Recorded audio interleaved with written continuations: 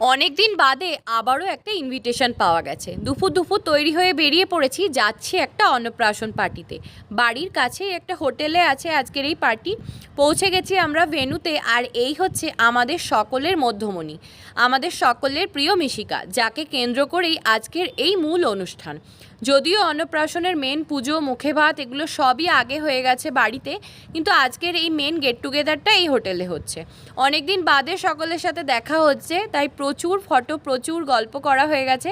আর আমরা যেহেতু প্রায় দুপুরে লাঞ্চ টাইমে এসেই পৌঁছেছি, তাই এখানে অল্প অল্প করে স্টার্টার ট্রাই করেছিলাম। তারপর এদিকে শুরু হয়ে গেছিলো মিশিকা আর ওর দিদি মায়েরার ফটোশ্যুট।